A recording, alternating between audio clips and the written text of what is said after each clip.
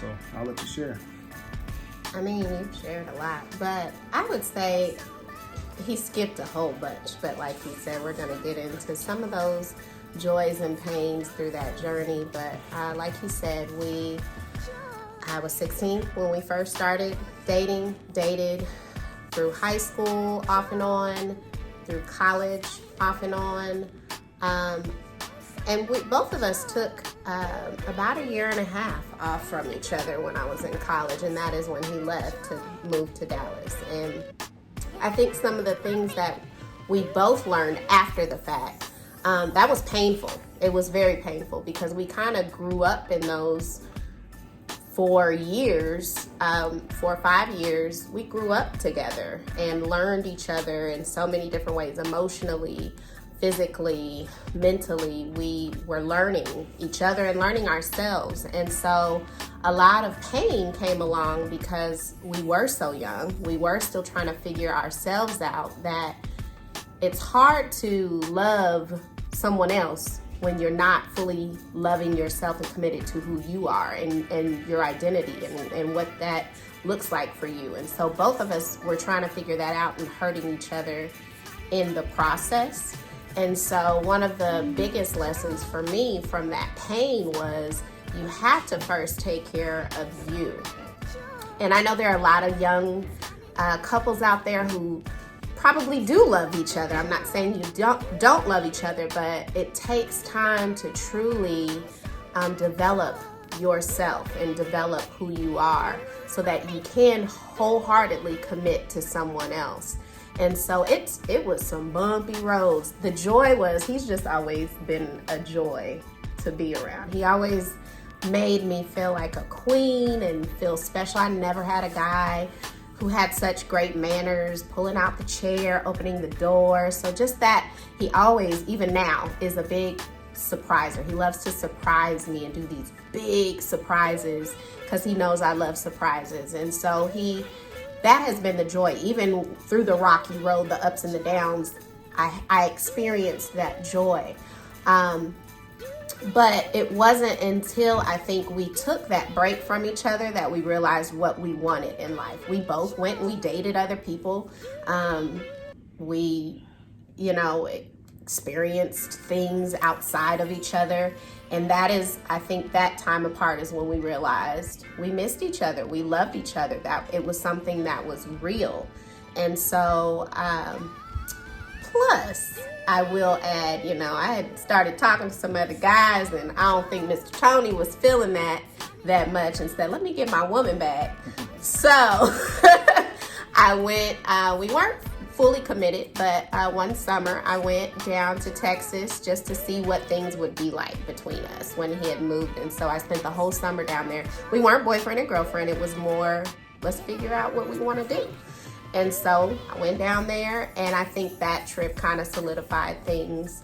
And we began a long distance relationship my last year in college after that. And so, like he said, he proposed my graduation party. Right after my graduation, at my graduation party became a engagement party. And so that is when our journey started. You can share the details of how great it was. I mean, I'll take the details so I can brag. Okay. So I had no idea. I thought he might actually do it at graduation. So when it didn't happen at graduation, I was like, okay, it's not happening. So I wasn't thinking anything of it when it happened. We were, whole family. It was a whole slew of folks there. And I thought it was kind of weird because a lot of Cedric's family was there. And not that they don't love me. And this is the graduation after. Yeah, not that they don't love me, but I was just like, dang, why they all at my graduation party? All of his family. I knew they loved me, but not like that. So, but still, I wasn't thinking anything of it. And so we're celebrating, we're eating, we're watching videos and stuff. And so it was at my aunt's house, and she lived on a lake. And so Cedric said, come outside. And so there's this bench on a lake, and I go outside. And at that point I was like, okay, something's happening. So he says, come sit with me on this bench. And I really knew something was happening when everybody from the inside walks outside. And so he gets down on one knee, and across the lake, my sister and my best friends were across the lake with this huge sign that said, "Natalie, will you marry me?" And they made the sign. They were really, yes. Hey. Thank you, Kimmy. Thank you, Brianna. Thank you, Crystal. And Toya. They were very instrumental, right, in my engagement. My mom, too. And so he proposed, and I don't even think I answered you. No, she never answered me. My proposal, I got on my knee, I did the I just started crying. Got on my knee. Everybody knows how I feel like I'm just the freshest dresser in the world. Yes. Had to dirty up one of my knees on my nice linen fitted pants out there back in the day. But I got on my knee, I did the proposal right.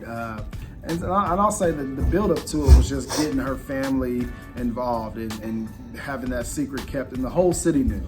And I think that was one thing I had to really just get out of my comfort zone for being the guy that I was. I thought I was like a player, getting myself out there and really committing to something, and people knew what I was doing, and people knew my business, and we'll get into the pains of all the stuff that I was doing in the past, and we'll talk about that on this channel, and hopefully you guys will understand that, and guys can be upfront and just share some of these stories, because one thing I did learn is that my spouse is my friend, and regardless of some of the crazy stories I have, I can share some of those with her as we've been together so long now. And if you can't share stuff with your best friend, then why is that person even with you? That was just one of the best moments of our lives, was just that first part of that commitment, was that proposal. And then after that, she decided to move to Texas with me. I thought I had some time to still kind of be a bachelor lifestyle, and hell no. It went from proposal to you coming down to Texas and living with me, so I'll let her share that. I will say this, it caught me off guard a little bit for her to move out with me, but I was prepared for it because I knew she was going to do it after she told me. But if it was just a shock factor, I probably would have had to scare her and make her some lame excuse of not doing it. But that changed my life. Now, I came from a Christian background. She comes from a Christian background. They don't believe in the whole shacking up idea of moving and living with one another. And we tested that out for a little while before we did the actual marriage to the courthouse. And we learned about each other a lot living in Texas, and a lot of dark things. That's when we truly became best friends.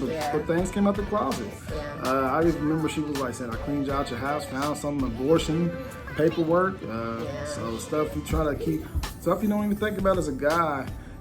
When you let those things open up and you become one with somebody else, and you got to leave that old lifestyle alone. And I'll get into those details in another episode. Do you have anything to add to that? I'll just say, like he said, we learned a lot in that year. We spent some time going through counseling. We had some great times. We had a really good support system when it came to other couples in Dallas. It was a group of couples that actually came from our hometown, Wichita, Kansas, and so we leaned a lot on each other. We supported each other a lot, and I learned a lot from their experiences and vice versa. We have so much to share with you. We don't want to tell it all in this first episode, but truly we just wanted you to get to know who we were. Again, we have been married now for 10 years, going on 11 years, been together since 2002, so almost 18 years. And so we have a lot that we want to share. And we want you to go along with this journey with us as we share our journey with you. So we're asking that if you haven't subscribed to our channel, click that button and subscribe. Like this video, please like this video, share this video. And every week we will come back with a different topic and a different video. We're going to be talking about all kind of things. We'll talk about, a little bit of dating. We'll talk about, how others can influence your marriage. We'll talk about trust and infidelity. We're going to talk about finances. We're going to talk about so many things. Before we say bye, I do want to give a shout out to my boy LA, that's AKA Solo, that's Big A, Harold Wallace, for the shirt. I'm representing his brand right now by any means necessary. Harold Wallace Speaks is his YouTube. You should have that pulled up. We'll get that link for you guys as well.